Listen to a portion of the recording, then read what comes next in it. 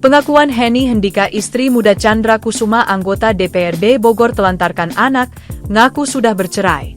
Pengakuan Henny Hendika, istri muda anggota DPRD Kabupaten Bogor, Tjandra Kusuma, yang tengah jadi sorotan.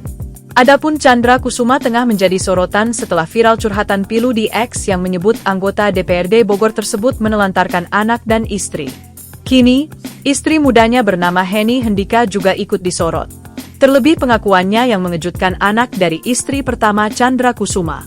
Melalui direct messages TikTok, sang anak yakni Nita mengirimkan pesan kepada Henny Hendika.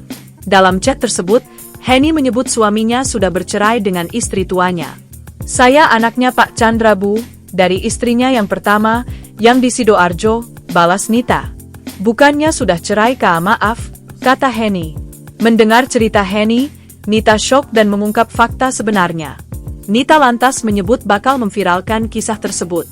Ditantang anak tirinya, Henny tak gentar dan balik menantangnya.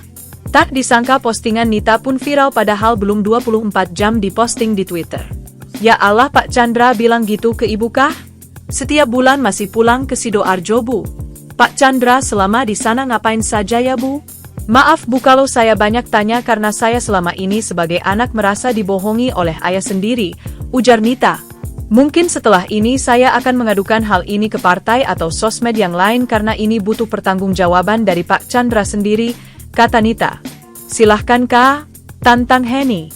Untuk diketahui, Tjandra Kusuma dan istri barunya, Henny, disebut-sebut telah memiliki 4 orang anak.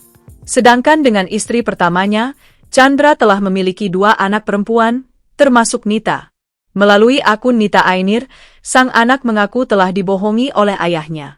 Sang ayah yang mengaku bekerja di dataran tinggi itu ternyata sudah menikah lagi dan memiliki anak. Tjandra Kusuma tak pernah pulang dan hanya menelepon sebulan sekali. Rupanya pada tahun 2010, Tjandra Kusuma sudah menikah lagi dengan wanita bernama Henny Hendika.